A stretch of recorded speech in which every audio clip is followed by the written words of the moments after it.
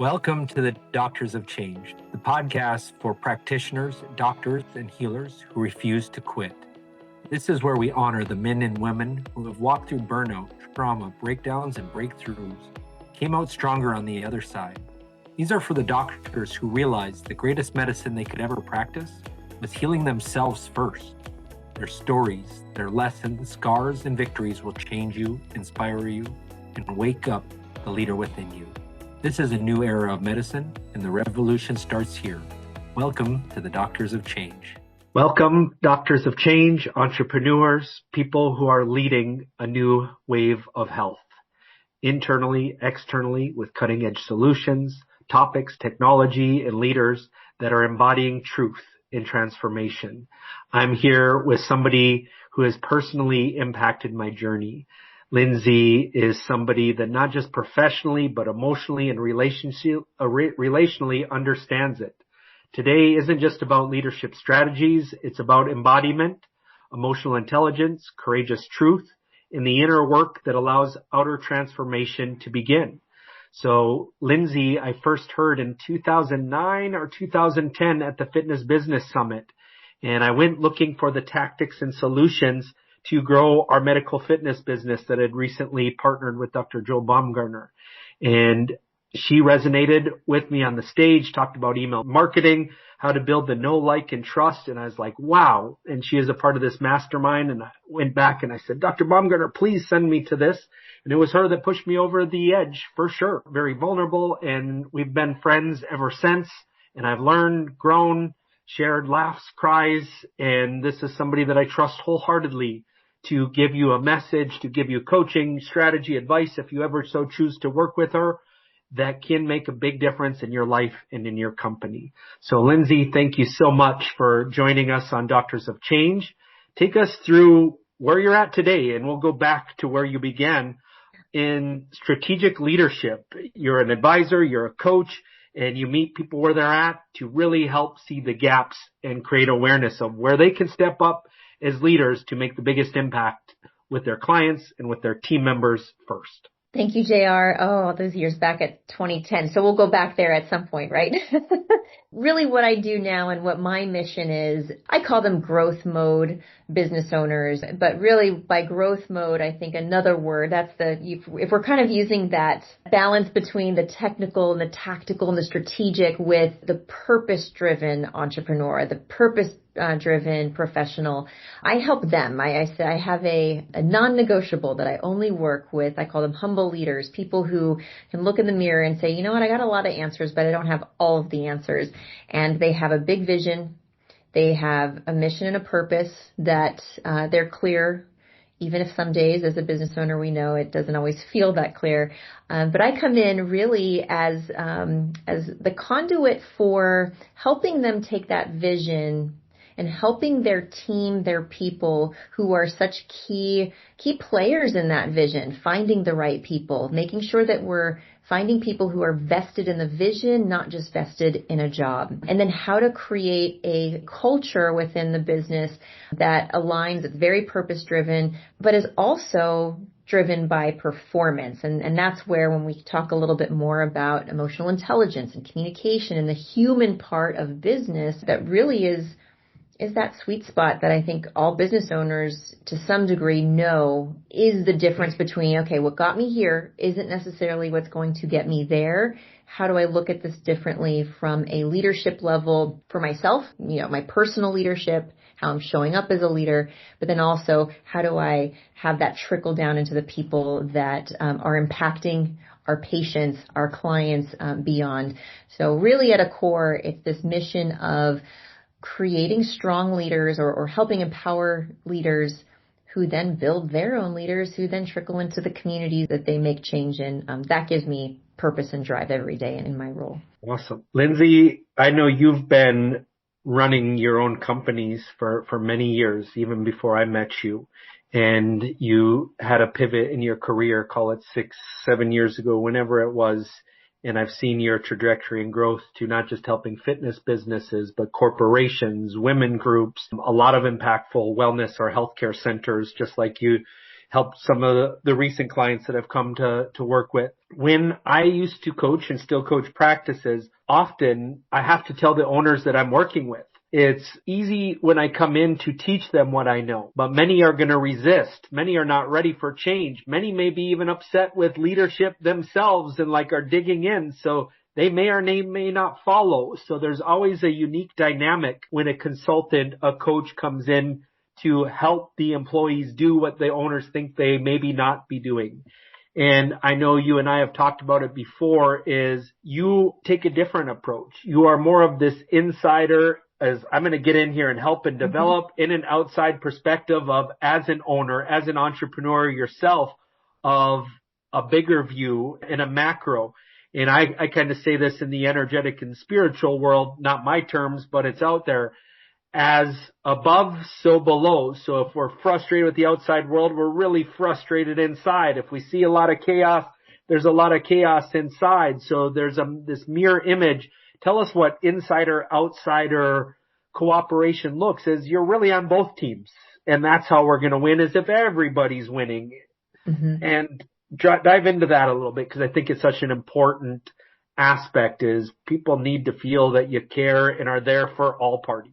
I think this is one of the most uniquely positions me when I, come in and partner. I immediately start saying we. And that's important, I think, almost from my perspective, because the minute I say we, it means I'm bought in, right? I've got skin in the game. With that being said, I also can, with discernment, know how to step out and scope out and say, but from the outside, these might not be things that we're seeing. So I use the example, if there's any, parents, or gosh, you guys are all, if for doctors and in patient care, I can tell my kid that broccoli is good for him. And I can explain why, and I can do this every day of his life. And it's not until he goes to little Joey's house. And Joey's mom says, hey, broccoli is really great for you. And Joey's mom shows him broccoli in a different way or presents it in a different way. And then my son comes home and says, Mom, you'll never believe it. Did you know that broccoli is good for you?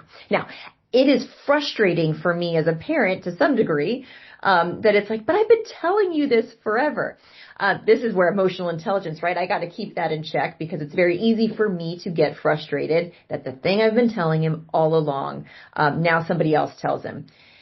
This is where, as business owners, that's the exact same frustration they come with. They can tell their team how to do something, how to deliver something, how the experience, what system, how this all, and why, and they can do this ad nauseum, and yet their employees still won't do it, execute it accordingly. And then someone like me, or an outsider, a consultant, somebody, they go to a course or continuing education, and they come back and they're like, you wouldn't believe it. Like, we should do it this way. Now, we have a choice, just like I have a choice as a parent. I can get frustrated at that. I can get angry at it. I can get angry at my son, which is, to your point, kind of this reflection. Or we can say, actually, this is extremely human. When we are so familiar with something and we see it really only through the eyes of one person or what's in proximity to us, we can lose sight of what's right in front of us. And so it often does take someone from the outside. It does take a different perspective. It takes a different way to, I probably could explain, why broccoli is healthy to my son in 7 different ways to see if he would understand it. But we do this as business leaders. We take that strategic, eat the broccoli because it's good for you. And then we wonder why they don't eat the broccoli. And then they go and somebody else says, do the same thing essentially, and they're able to do it. And it really starts with this acceptance as a leader that there's multiple ways to do it. How do I find, if the ultimate goal, I always say, let's start with the end in mind. If the ultimate goal is to have a team that is aligned with the vision and aligned with the purpose, we have to start there. And then we ask the question, what's required for us to get there? So when I say what's required to communicate, to educate, to teach, to relate to coach, to identify with our team, in this case, in order to get them there. And that takes, when we're talking about working with humans, right? It's not a magic one hit wonder solution. we need somebody to give us perspective, different strategies. And so when I say I'm an insider outsider, I can come in and I know the questions to ask when I'm inside of the business. I ran a business, I've ran businesses. I've seen different businesses. I know the questions to ask to get to the heart of what matters in the business. Where are we going? Then I can scope out as an outsider and say, here are the gaps that I identify that are going to throttle or bottleneck you to where you want to go. And I think, at times that can be very challenging for me because if I see things from a staffing standpoint that are reflective in gaps in senior leadership, right? How do I go back in a way that honors my conversations or coaching and insights with the team, reflect those back to the owner, and perhaps have to have some hard, honest conversations of what I'm observing and vice versa. And so that's why it's important to me that if I understand the vision, it always goes through the filter of the vision. So I know that was a bit long-winded, but No, I think that critical. gives some perspective, I hope. It's so important, and always start with my experience, right? My experience is I have been the CEO, the COO, the CFO in different companies, and I was always driven for success in sports and school, after college school, and I would get frustration when we had a goal and not everybody was rowing in the same direction. That's why I believed in coaching so much, and I've been to so many masterminds, is there's areas where I can get a result. But instead of trying to push myself in there because I was so desiring to get somewhere, that those people helped me see the gaps. Yes. I knew that I didn't have certain skill sets, certain awareness, and why I've always grown is because I was open to seeing what I wasn't aware to see. And it's why I only work with clients personally when I choose a doctor, just like you saying you're choosing the right aligned people that say, I don't have all the answers. Help me see what I'm not seeing. There's an area where I'm getting coaching right now where I'm just not an expert at or even close to it. So that's where I don't get. So I can tell them my stories. They can tell me whys. I can go back and practice in these areas, and I can get that feedback and growth. What I've learned in that process is I was always focused on the goal. When I get $1 million, when I get to 200 clinics, when I get there with the end in mind. And that's great for me to want. But what I've learned to get a faster result than the frustrations or the pain or blaming my partner, my wife, my employees is that radical ownership of just what you said. Who do I have to be today for that goal to naturally come? So I didn't need to focus as much. I need to know where I wanted to go, but it's that process of being. And that's where I get that coaching now. Show me what I'm not seeing. How am I showing up? How am I communicating? How am I focused? How am all the things that my people may be saying about me, if I'm open to that, to focus on how do I show up tomorrow to have what I want? Yeah. Can you reflect on that a little bit? Yes. And it's actually a skill set. It's like connection. But when I say skill set, a skill set of learning to ask yourself better questions, learning to look at things from a different perspective. I think, something in tandem of what you're saying to go inward, I would always consider myself, a very empathetic person. I would always try to put myself in somebody else's shoes. But from a leadership standpoint, it's very easy to say you're empathetic, but really not be truly empathetic, especially when it comes to staff and employees, because there's so much skin in the game. There's a lot of skin in the game. Your company, your credibility, everything's at stake. And so it's very easy to kind of shut that off. There was, and I'm kicking myself right now for not remembering his name because it was really a transformative conversation. I was in a Newark airport once, and I was heading to do one of my very early presentations on emotional intelligence.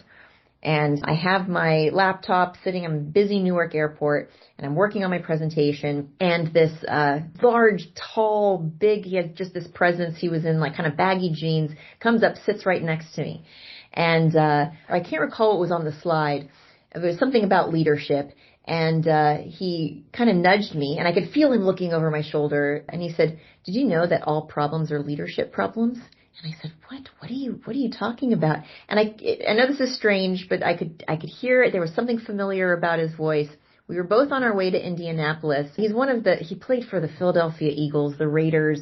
He coached in the Big Ten. I'll think about it in a minute, but he was going to call a football game up there in Indianapolis. And so we sat the whole time on the air. It was just such a serendipitous conversation.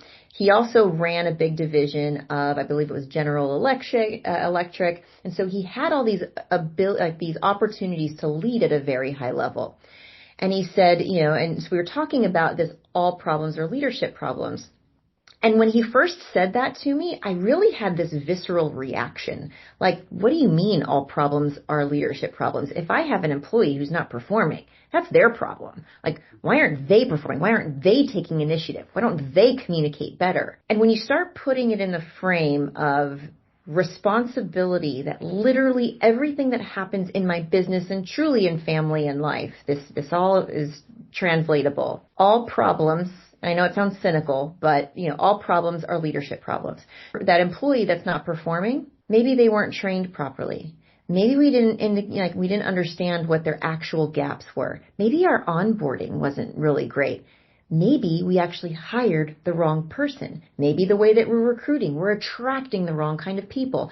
And when we start putting it there, we do start to actually have a more empathetic lens, which lends itself to more effective communication, to have a conversation that's actually productive, that can move that employee to performance.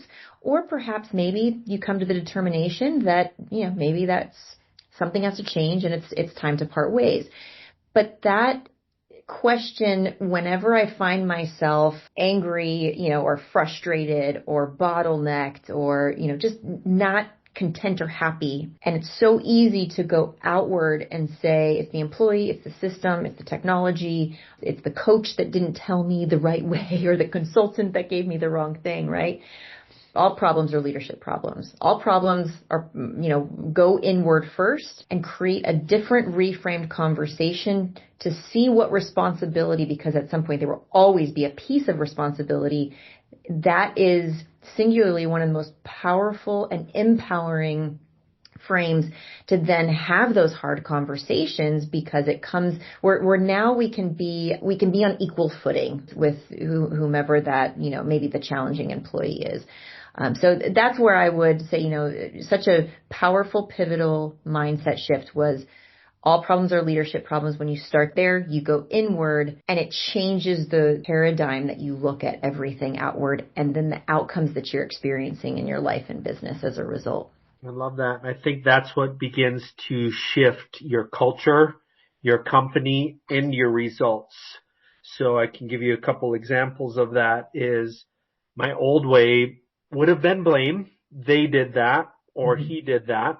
Then even another level went to, that's a mistake. I made a mistake, to where it was ownership. Sure. Versus my new version is like, am I aware of the lesson? Not a mistake. It's just like, life is this video game. I can continue running into the green turtle on level 1 of Mario Brothers, or I can learn to jump to the next level and simply hit the A button and jump over this. Yeah. Maybe it was my employment process. Maybe I didn't screen, and then laugh about it. So I can bring this empathetic, childlike play experience to business, because at my worst is like, I loved what I was doing, but I got so business and driven on that goal or frustration inside, learning to bring that culture, that empathy, that safety in that environment and get to the same place with these people by asking questions. So like if somebody makes a mistake, it's high five. What did we learn? What is the highest power? What is your greatest opportunity? And leading people to recognize their pattern. Hey, if they're late, if you were running this company, what would that look like if you were delivering a level 5 service? What would perfect, like you would never leave, you would be super happy, you were running this, what does that look like? So instead of like the mistake or the shame or the guilt or the punishment, it's like this conversation that comes that just like the kid, you're empowering instead of shaming or guilting. You're guiding them to the questions and answer. A neuro-linguistic program, my old level of health coaching used to be, let me tell you how to do this. Now it's like, if you're operating in your highest self and you were to know, what would you do? Bringing that power and that resource and that desire and that empowerment back within instead of blame or shame to ownership, to play, to laughing. So yesterday, my wife, she says, "Hey, Fiona made this for you." And I said, "Please don't tell me what to have." And then I recognized my tone. She pointed back, and I desire nothing but safety for my wife and love and empathy. And even though this was a pattern her and I had in the past, I've broken it. But literally on the drive, as we got into the car, because I'm going to a hockey game, I take a breath and I say, "What's the lesson here? Laugh, JR, you're human. 2 years ago, you probably did this. It would have been a fight. Now it's just here. And hey, your wife loves you so much. She is trying to hold you accountable. You didn't like that accountability years before, but you love the accountability. You've grown because of your wife's standard that she says for you. She's on your team." So all went from this old version to seeing the growth to immediately seeing the opportunity and the love in that situation in the play. So as her wife is, "Thank you, Kyla. I appreciate it." And yeah, I am choosing to dial into my nutrition here. Let's go. Yeah. So it's just this arc of like opportunity. And that is to me what leadership is. Full ownership. I had my words. My wife's holding the standards. Nobody's fault. Yes, maybe somebody listening say your wife shouldn't tell you you're providing all the food, what you can and can't. But the answer is I own it all, Lindsay. Yeah. And my reactions, how I show up, how I can apologize if I was out of tone and how I desire, and being human, playful enough of being like, of course you're human. You're going to have some emotions around some things that don't align with you. Absolutely. It's taking a pause. It's because we have physiological signs when we know. It's funny. One of the first times I spoke about emotional intelligence, I had a colleague come up to me and he said, "So are you going to teach us how to get like all soft and crying and, and I'm like, to be all emotional, quote unquote, right? And the irony is we're literally driven by emotions with every single breath that we take. But many of us are caught in the same cycle of emotions. We wake up, we're already anxious for the day, and that leads us to be tight and have, tense conversations with the people that we love most. We come into the office, we have the same, conversations day in and day out, and we're not even realizing these patterns of emotions and how they are driving our thoughts, our actions, behaviors, and the outcomes that we're experiencing. And so until you have a pattern interrupt, and it's hard when it comes to self-awareness because that pattern interrupt usually has to be very big or by somebody that you trust emphatically. Just like the outside, the thing versus mom and dad, it's too close. Exactly. You have to have that trust for somebody to say, this is how it's showing up. Maybe you're not intending it, but maybe it's like just a come to moment. You have to have somebody that trusts. Otherwise, it's so hard for us to just sort of voluntarily, unless we've been trained to do it and we're conscientious of it, for that very first spark of awareness. And once you see it, you can't unsee it. That's the thing. And that's the beauty of growth. And then I always remember, like, once I had that eye-opening EQ, all problems are leadership problems. Once you see it, you can't unsee it. And you start to look around the world and you start saying, wow, their emotional intelligence is so low. They really can't manage their emotions. And not even out of a judgmental standpoint, but just it gives you a lot of self-check. And so when you start to acknowledge the physiological response, and I encourage this especially as business owners, your typical pattern has been, whatever. Jane didn't get us the reports on time. Yeah, and then the immediate is to shoot off the email. Where is this? This was supposed to get to me by end of day. Instead of taking that pause, and I love this as a tool for growth. Our typical reflex is to go in with criticism. And by form of criticism, it could just be a stern, where was that report? Instead of curiosity. And curiosity is a beautiful way to get to the same, like the outcome and help create some realization and real knowledge. Like it will start to magnify in your businesses where gaps, and personal too, of course. When you go in curious, hey, Jane, typically this report is due at 5 and I'm noticing you're not able to hit that. Can you share with me, something keeping you from there? And she said, you know what? The system, it just keeps stalling and I don't know how to get the report and it's really clunky. It takes me 20 times longer. And so to be honest, I just keep putting it off because it should be quick, but it's not. Now what you've done is it's like this gateway to problem solving. Otherwise, when you go and say, Jane, you didn't get this, you've completely just put the kibosh on any sort of feedback that's actually going to move your business forward. The other kind of cue I think is great as a leader. So go in curious versus criticizing, and that's something you build as a culture, and that will build trust, and that will build radical candor, right? The other is knowing when to coach and when to consult. You said earlier about, when somebody comes in, or your wife that says, eat this, not that. As leaders, we do toe this fine line of when do we coach our employees? When do we ask them questions, even if we think we know the answer? Because learning is learned best, or behavior change is best when we have the moment ourselves, right? We come to the conclusion ourselves. It will stick. Versus when do we consult? When do we sort of say, this is actually how it should be done? That discernment as a leader is so important because there are times you need to coach. There are times you need to consult. Yes. But it's knowing the difference. That's what's really can be transformative, completely transformative in a Absolutely. In a business. Same thing as a parent. There's a time for a tone in a strong, masculine, protective tone. Directive. And there's absolutely a time for empowerment, questions, love, and kindness. And wisdom is knowing which tool to use in which moment.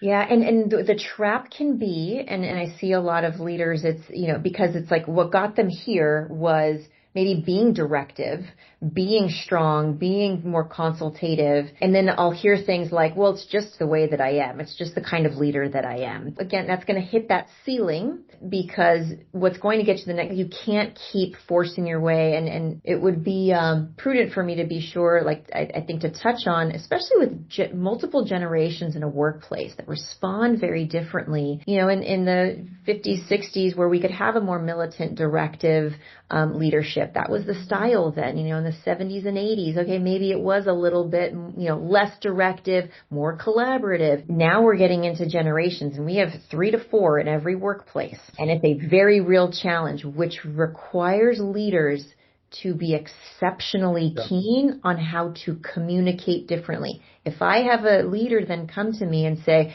well, they just gotta, this is how I communicate. Awesome. Then you know what? You need to attract and hire only people who are responsive to that type of leadership. And you could potentially have a very thriving organization. But you're going to hit, I think, a ceiling that is far lower than you could if you can learn a more adaptive leadership style. And this does not mean compromising or making excuses. I really wish empathy didn't rhyme with sympathy. Because we misinterpret empathy as feeling sorry or giving excuse or giving leniency when it's truly quite the opposite. It is a superpower. It's literally, if you're a good negotiator, it means you have great empathy. It means you can sit and understand what's in it for them. What are they, what's the lens they're coming through? What's in their back pocket that I need to really think about and use my words carefully in order for us to get to a win-win end game. And that's where, empathy is truly a strategic superpower, but it is a skill and it's hard and it first requires self-awareness. It is the biggest thing that I see in healthcare, Lindsay, with doctor owners. They're used to being on a pedestal, like the military, like the 1950s generation, where the man said and everybody else follows. Sure. And based on those generations, everybody has a software installed based on the environment we grew up in, and they learn different. I call it emotional intelligence, awareness, different book with a different person to get a different result. And again, just like you said, a certain playbook absolutely can get you here. But if you're bumping up against the same problem and pattern, be self-aware enough or get coaching enough that somebody that's seeing from a broader perspective may be able to help you. You said something really important, which I believe are part of the recipes. If I'm baking a cookie, to bake this beautiful cookie every time, of what I see in some of these clinics when I help, is in order to help you grow, in order to help them grow and get this amazing patient or business outcome, is curiosity is at the foundation. Which curiosity equals, to me, is safety. I'm not being told that old way. Most of these people grew up in these societies where shame, guilt, authority was the driving force. So you get submissive people, you get students, you get militant things that are designed to fall in order very specifically. But when we're trying to solve problems, create new margins, create business ideas, innovate and help, that operating system doesn't yield the greatest potential. So it is a matter of creating safety, asking those questions, getting curious. You still influence to get to the same spot. Absolutely. You know, so, and it takes courage in your own system to not let that frustration show, to like stand with this feeling. That to me is what emotional intelligence, I can still feel frustration, but I know if I tone frustration, they're going to shut down versus learn from it because they're not feeling safe to be able to like, I feel frustration and let me ask the questions that may help them be coached, not consulted into a better, you know, place or an understanding. So the recipe for me for that cookie is curiosity, openness, differently than this pattern that is no longer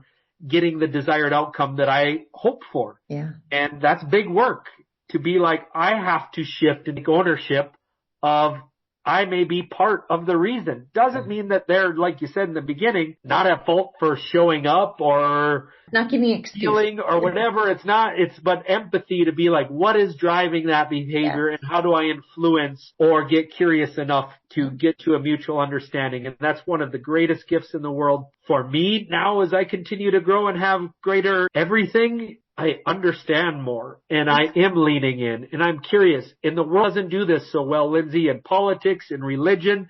They can't sit because this uncomfortableness or they believe different or they're not like I am.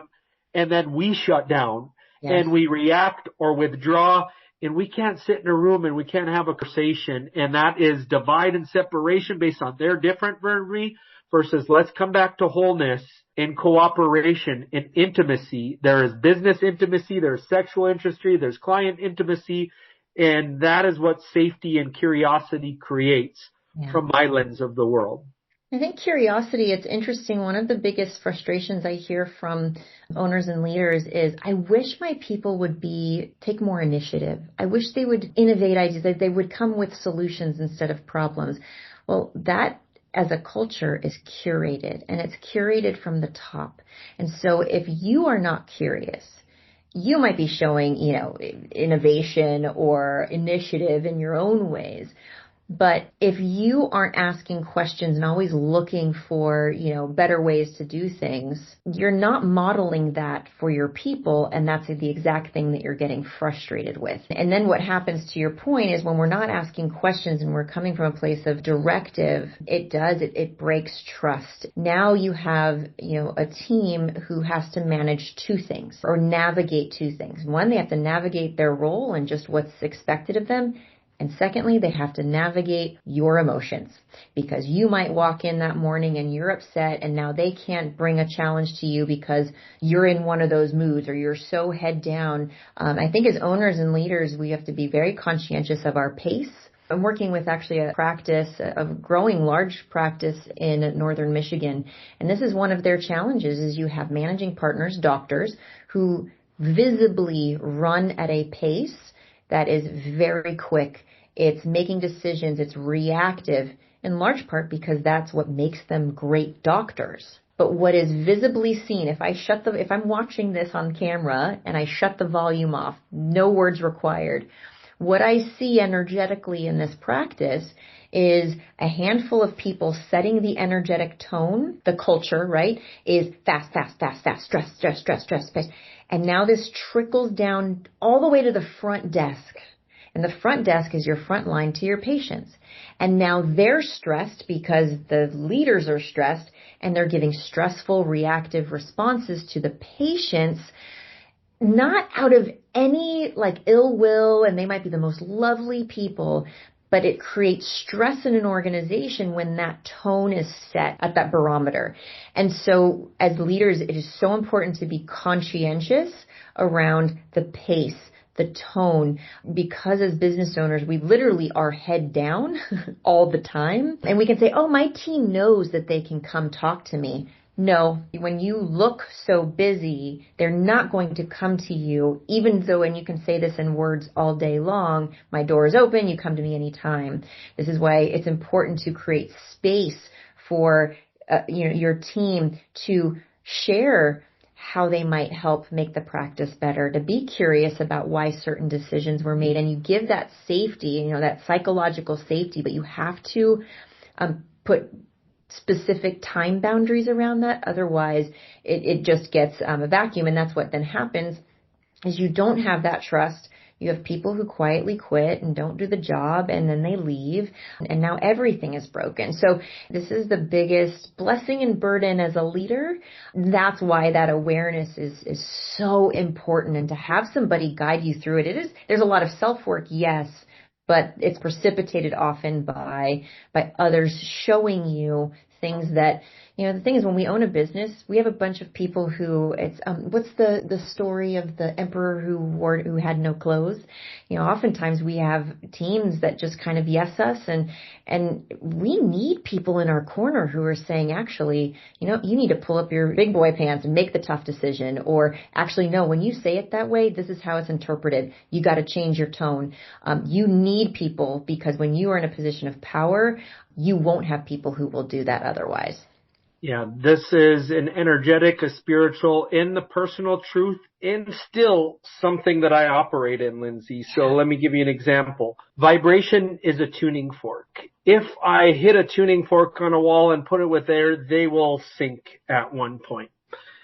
And if you are stressed, your company is going to be stressed. If you are trying to get somewhere and frustrated, like I was in 2019, my family was walking on eggshell. I was so driven to change the world and get there. My intention was to provide for my family, to love for them.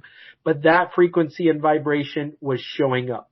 No different than the perfect example you give. If that pace is fast, if that's there. For me, it used to be a frequency of frustration to get somewhere, even though I loved what I do and my intention was good. Especially like in these conversations and in teaching, it's now not a tone of frustration or desperation or push.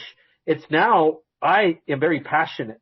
So like, it is speed, even in these conversations, and it can look on the outside like cutting somebody off, and I'm just adding and so excited, but that shuts some people down, and they're not listening, and you don't get them participating. And so ultimately, with every employee, do my best to create safety and do this. And I have these collaboration meetings. And I'm always like, honesty is the most important thing that I can do to serve you, that serves me. And that's where that courageousness can be, and not different than curiosity, but courageousness of try to embody and show. So I'm like, can you be honest? And it's the end of every one of my meetings. What's the one thing I can do as a leader to meet your needs, to create the perfect work culture, the thriving environment, educational, to support how you feel and how you perform? And I can't always agree that I will do it, but I'm curious enough to be entertaining that. Because sometimes a lion can't change every stripe. Like, they may be like, hey, I need you to not talk at all. Well, that would be taking away what I'm excited about. But if they say, can you talk a little bit slower? I can't have the capacity to learn all this. Or could you talk a little bit softer? Thank you so much. Yes. Absolutely. And that requires a lot of awareness even on your team too, or the people around you, right? To be able to do that. It's so powerful what you said, about the courage and creating those conversations. It's certainly not easy.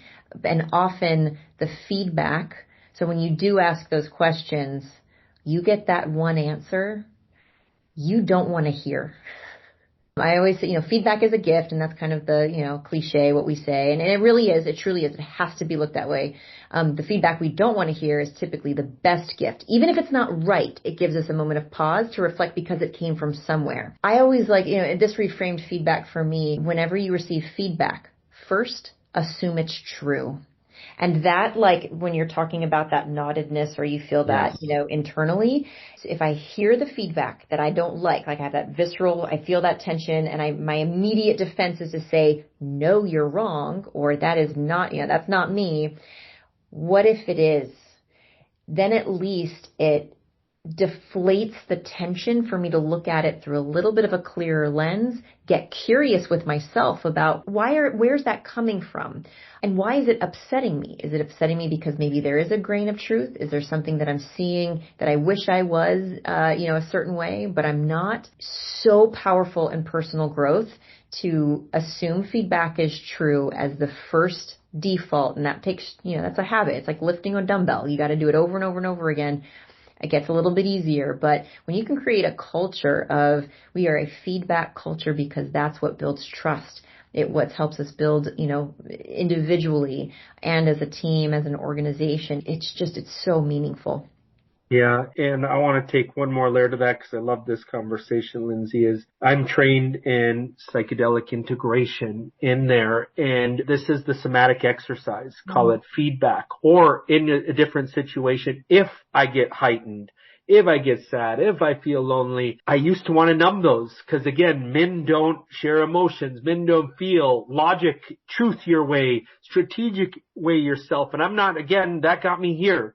But learning to take that opportunity and say, why does that even bother me? Is this true? Where does that come from? Then you can start to learn that software that's been implanted based on your schooling, your authority, your wounds, all of that to be like, is that any longer true? The default mode network is to be a certain play. But when you're talking the emotional, energetic, spiritual, is that even true? And do I want to believe that anymore? Can I learn to see this without frustration and take feedback as, thank you. And is this true? That is what has been the biggest thing for me to clear and have peace with the things that used to bother me, for sure. Yeah. This is so rudimentary, but I always say, you really put a test of self-awareness, your ability to manage emotions, your resilience when you're driving a car. It is amazing how things, because you're in this, nobody's watching, so you can react anyway. It's no impact. Things that bother me, frustrate me when somebody cuts me off, I know it sounds so silly, but it's almost this pressure test for your ability to be with yourself, to identify what things trigger you, frustrate you, anger you, and how silly and simple it is with people you don't know. How are you doing that with people you do know and that you do care about? And these are the big things. I find it easy for a lot of entrepreneurs that I work with. They can show up a certain way and put on a show at work and there, or with clients when you're an entrepreneur. But how you show up in the car, how you show up at home, how you show up with your wife, your parents, your children, those are amazing mirrors and teachers, and I've had to work skills, Lindsay, and I'm sure you got many. You're the emotional intelligence queen that teaches this. Is just what I can tell you is what has changed my life in this is awareness, being a cerebral intelligent guy of this teaching, because I like learning, hearing it from a different perspective, created awareness. And then it was plant medicine. There's no hiding your emotion. You can, and if you do, you're going to suffer until you surrender or feel or watch or observe. And then third, cold plunges. To get in, oh my goodness, my body's dying, I got all this tension, to breathe through it and give yourself the space. Now, the majority of the time, unless I'm hungry, unless my kids are hitting, I still have these things that create reaction once in a while to take that 90 seconds, breathe through it, feel this, and really know that I'm human. There's no escaping these emotions. Feel deeply, which creates more empathy and understanding for everybody. I see why the world's going batshit crazy based on their programming, and I don't participate. I'm at peace with all of it because I know it's driven by media, how they were raised. And I, again, am not trying to trigger them if I'm different with them. I could ask questions. Well, where did you learn that? How is that doing? And be on their side. I don't have to win a fight. You lose if you're trying to win or defend. Yeah. Especially, at work, sometimes we got to have a shared goal, but within other relationships, I'm simply just curious.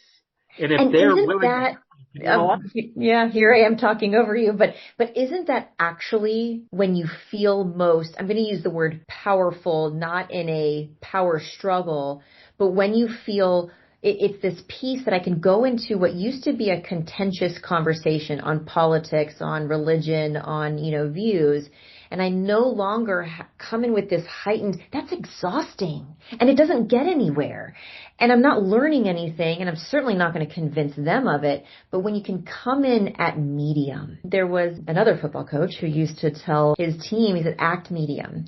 Because he knew that, when emotions are heightened, when you're winning, when everything's going great, it's easy to get complacent. It's easy to not pay attention to the finer details.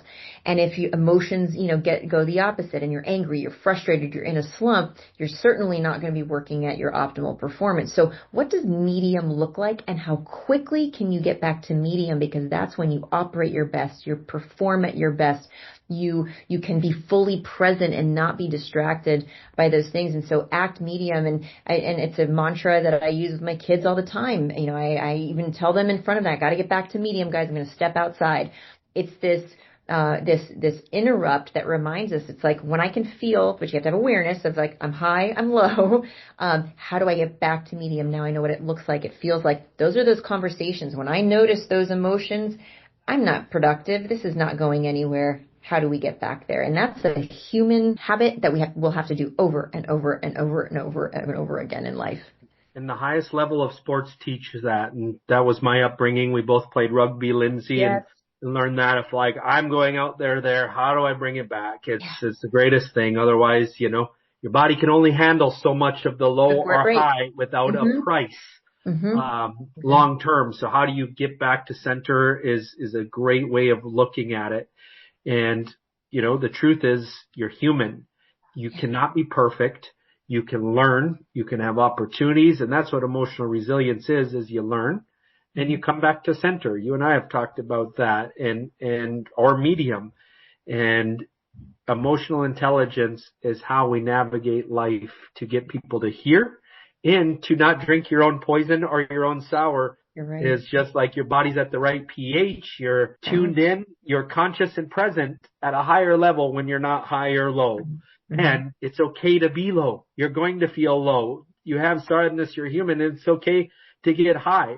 And the more quickly you've trained your body, the more quicker you can come back to center there. So, Lindsay, you're again a leader like very few out there teaching this on both sides, inside and outside. And it's, proven you've made a difference in my life. Again, even your initial teaching was know, like, and trust. You're going into businesses, helping the team members win, helping the leader win, help making it sustainable. These are what I call conscious practices, conscious businesses. And it's the new wave. Instead of extraction, giving too much, not taking, it's that mid process that helps, in my opinion, the world grow in a way that we can all, thrive in. So just a couple quick questions. What was your biggest shift personally? You went from running fitness businesses, teaching fitness centers. What made you shift in? What was your awareness? What was your aha moment? What was the big, either dark moment or high moment that you chose courageousness, chose a different path? What led you there? I think the aha moment was, I was running my fitness businesses. I used to, I do a lot of speaking in the corporate space, and a company in New York City, a big bank. I had done some presentations on like health and well-being for the working professional and so on. And they called me and they said, hey, this was back in 2009 or 10. Hey, would you do a presentation on emotional intelligence? And, this was on the phone. And I literally thought to myself, I'm like, emotional what? But of course, I said, oh yeah, sure. I can do that. And then like a college kid, I'm looking up emotional intelligence, and there were truly at the time, there was maybe 2 books on it. Now it's a very mainstream, concept that we understand. But in that, it was so enlightening because it opened up this Pandora's box and understanding of, oh wow, like how I showed up differently as a leader, how even, human behavior around why people buy and how to sell. So there's a very tactical, operational aspect of emotional intelligence. Like if we can build emotionally intelligent businesses, emotionally intelligent sales systems, it was this thing I couldn't really put my finger on for so long. It was that, intangibles. And that really led me down a lot of the self-awareness, I shifted the way I led. Was I think a good leader before that? Yes, but this brought depth. It also gave me a lot of freedom in terms of letting go, helping empower my people so that I could design the exact business I wanted, where I could step out of it confidently and work on, I had young children at the time. So, or young babies, right? So it was this Pandora's box. And I think that, so that was absolutely a shift. And then, as many business owners I'm sure know, they have those moments where, just because you're good at something or that something is working, in my case, my fitness business, it was working. It was a good business. I no longer wanted to do it, if I'm being honest. I was ready to evolve to the next. Honest. And it was one of the most difficult decisions that I made because, again, I was making a difference and an impact. The community loved me. It was, and my team, I had an incredible team. The business was making money, all the boxes checked, except the one that really was, fulfillment and purpose at that next evolved level that I knew I wanted to go to push potential. And it's very hard when you have people, and I'm sure those listening can identify, you've changed lives, you're having impact, to go do something else and become someone else that people, they've come to know you one way, and now you're going to do something else. That was, there were a few years I still struggle with that often. It's, kind of falling back into who people think you were, into who you need to become, and in my case, who I believe I need to become, so that, at the pearly gates, when the big man says, "Hey, did you fulfill your full potential down there?" And I'll be like, "Yep, yeah, I did." And he's going to look at me and he's going to say, "But did you really?" And then I'm going to be like, "Oh, crap." That's that little nth degree that I have to put myself in check, to keep myself uncomfortable. And so that was the biggest, most pivotal to date anyway, that I think is framed. It was also the most empowering, biggest lessons learned. I think when you make these big magnified decisions, there's always magnified lessons to be learned. Yeah. Following your heart's desire, your truth is what I call the biggest soul purpose journey of life. And, so tying together much of what we said here today, to me, emotional intelligence, you want all components. Strategy, to me, is the brain and the intellect. Emotions, to me, is your body. It tells you, when you learn to decode that, it has that. But the heart is that empathy part. And truth, that is different to every individual on this planet. When you can integrate head, heart, and body and learn that this supercomputer has the ability to bring all those parts to one whole, you start to unlock new levels of all of it. And so well said. It's really it. Yeah. And truth, to me, is the stepping past the fear every person has in the world. Mm-hmm. And that's what unlocks the door, is integration and your truth and honesty. So I always believe, tying this together, is safety is important. Truth is important, but truth collapses these timelines, just like you. You could have stayed in the fitness business, but you went there. It shortened your soul's journey. And safety, meaning, did your partner say go for it, or who around you? Like maybe it was an inspirational coach or a mentor gave you a little bit of permission and courage, like that safety that, like, I am ready. They told me I am, or whatever nudge you little needed, is that safety opens up doors just enough in there. And again, it's the biggest dance in life for entrepreneurs. True. And I know there are dark moments when you make these decisions. I've had them. So a couple more important questions that I have to tie this all together for you, and your truth is different than mine. Can you share a moment that you felt deeply misunderstood or alone, and how that shapes how you show up today? Because I know my darkest moment, I didn't want anybody else to feel that. So I don't protect people from that, but I have a lot of empathy towards that now. Mm-hmm. There's been a few, and I think that you collect these as part of the journey. The most recent was actually just in this past year, where, when you do these things, you go out on a limb and you're leaning into your truth, and I believe that, I'm aligned, but often those that have seen you as a different iteration of yourself don't always see that. And so it's interesting, and on the one hand, there's these strides and these great opportunities and things that, really making great progress. and to have, comments by people who, you think were once, very close to you or understood you, even in a condescending way, questioning what I'm doing. And then a lot of it's silent, I can tell. And then there's been some that have been very outright.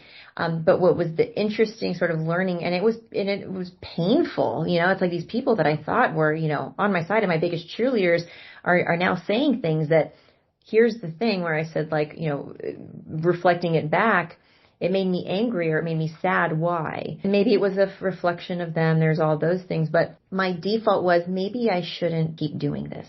Maybe I should just do what I was doing. Maybe I should essentially play small. Maybe I shouldn't be as public or outward about what I'm doing. And that was the moment where I said, I think this is what they mean when they say success. Not everybody wants to see you succeed. And that was a hard truth that I had never really felt to this degree. And you have a choice. You come to a crossroads. Okay.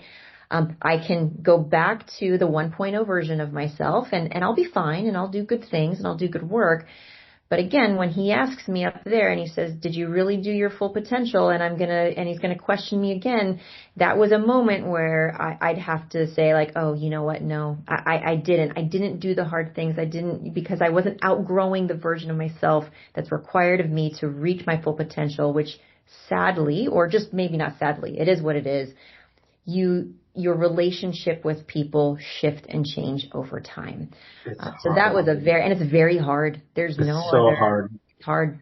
You lose people along the way that you would love to carry with you. And it's a hard lesson. It's a grieving. It's a loss, to echo that. My hardest is, in my opinion, I've showed up in integrity in every situation in my life. And I've yet to have a man mirror that in a way. And maybe I could have if I didn't switch mentors along the way. Who knows? But it's just like, as you elevate again going, you lose some of those people. And I have some incredible vision, our friends and best friends, but they're not in the same business scope. And that integrity that I'm going for is absolute truth and honor of every person. And again, whether it's money or beliefs or maybe I trigger something in them, you never really know the answer. Some of them go and it's part of the process. And I've heard that from so many leaders, so with the word leaders, and that's what you're building, Lindsay, in closing, if leadership is medicine, no different than I believe plants are medicine, stem cells are medicine, technology is medicine, pharmaceuticals are medicine. But if leadership is medicine on the highest level, like we talked, this is the antidote for the transformation and unlocking doors. What is the prescription for these leaders of the future? Purpose. I don't know why that's the first word. When your purpose, not even goal outcome, when your purpose is to serve and how you serve your patients through your practice or through your family, when you can be fiercely focused on purpose, truly, I think, if you're asking sort of, what's the prescription, everything starts to fall into place. It starts to show, your gaps start to show because the purpose is just that important. And so you'll have the hard conversations. You'll take the tough feedback. You'll seek out the right people who align. And leadership, it's agency, it's ownership, it's truly like leading. I think that's why leadership speaks to me because it's, it could be so generic, but it's the way in which we drive our life, personal, professional, with our families. For me, it's literally driving on purpose so that when I leave here, that I've done something of impact that I was meant to. Beautiful, Lindsay. For those of you that are listening, I couldn't think of a better answer myself, even if I tried, because it's what drives me is if you have children, help them find their heart's calling, guide them, empower them to that. Don't rescue for them because just as Lindsay have guided through, I promise you we've had our hardships just as you are on your journey if you're listening. But when you know what your purpose is, mine is in my family. Mine is as a healer.